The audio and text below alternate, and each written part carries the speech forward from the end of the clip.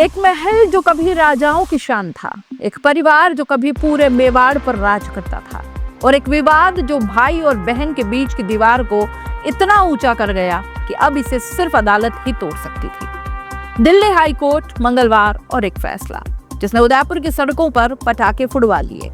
लेकिन रुकिए, ये सिर्फ एक कोर्ट केस नहीं, यह है मेवाड़ के गौरवशाली राजघराने की वो कहानी जहां विरासत में मिला सिर्फ सोना नहीं बल्कि मिले दशकों के झगड़े, धोखे और दर्द भी। आज हम आपको बताएंगे पूरी कहानी बिना लाग लपेट के। उदयपुर राजस्थान का वो शहर जहां झीलें बोलती हैं और महल इतिहास सुनाते हैं। यहाँ के पूर्व राज परिवार का नाम है मेवाड़ राजवंश और इस वंश के एक अहम स्तंभ थे भगवत सिंह मेवाड़। उनके 3 बच्चे, बड़े बेटे महेंद्र सिंह, छोटे बेटे अरविंद सिंह और बेटी योगेश्वरी कुमारी। अब सोचिए, जब एक राजघराने में इतनी जमीन, इतने महल, इतने होटल हों तो क्या विवाद नहीं होगा। 1983 में भगवत सिंह मेवाड़ ने एक बड़ा फैसला किया। उन्होंने परिवार की संपत्तियों को बेचने और लीज देने की ठान ली थी। बड़े बेटे महेंद्र सिंह को यह बात पसंद नहीं आई। वो अपने ही पिता के खिलाफ अदालत में जा खड़े हुए और यहीं से शुरू हुई एक ऐसी लड़ाई जो 37 साल तक चली। पिता नाराज हो गए, उन्होंने सारी जिम्मेदारी दे दी छोटे बेटे अरविंद सिंह मेवाड़ को। महेंद्र सिंह को ट्रस्ट और संपत्ति से लगभग बाहर का रास्ता दिखा दिया गया। 3 नवंबर 1984 भगवत सिंह मेवाड़ चल बसे और उनके जाते ही विवाद और गहरा हो गया। 37 साल, सोचिए, पूरी जिंदगी बीत जाती है, बच्चे बड़े हो जाते हैं, बाल सफेद हो जाते हैं और ये परिवार ये अदालत के चक्कर काटता रहा।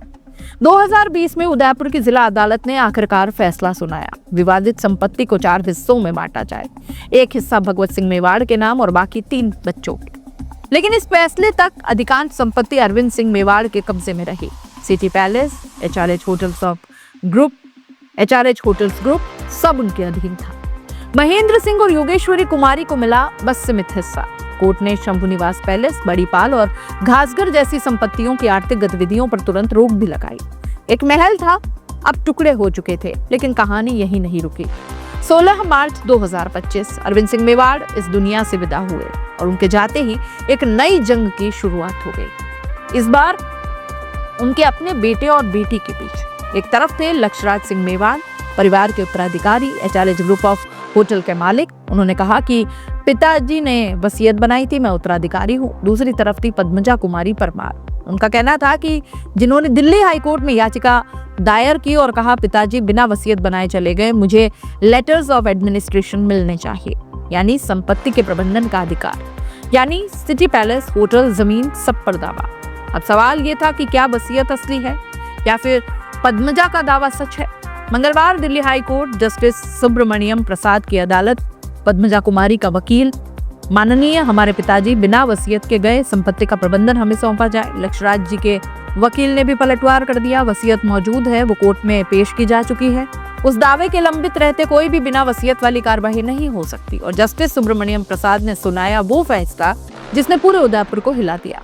जब तक भाई द्वारा पेश किए गए वसीयतनामे इससे संबंधित दावा कोर्ट में लंबित है, तब तक बिना वसीयत के आधार पर कोई भी कानूनी कार्यवाही आगे नहीं बढ़ाई जा सकती।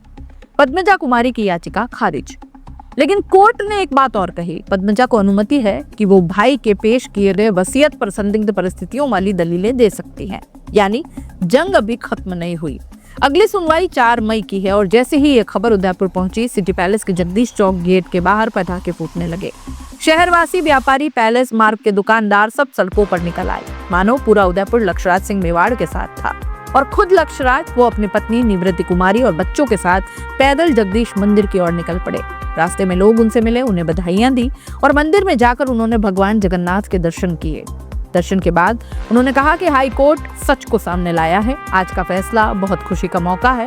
पूरे परिवार को परेशानियों से गुजरना पड़ा, पिताजी जहां कहीं भी होंगे उनको भी सुकून ही मिला होगा। और फिर एक बात जो दिल को छू गई, पिता के लिए जिन शब्दों का इस्तेमाल किया गया, मैं बहुत आहत हुआ था, मुझे सदमा लगा था, लेकिन आज सच्चाई सबके सामने आई है, मैं बहुत खुश हूँ।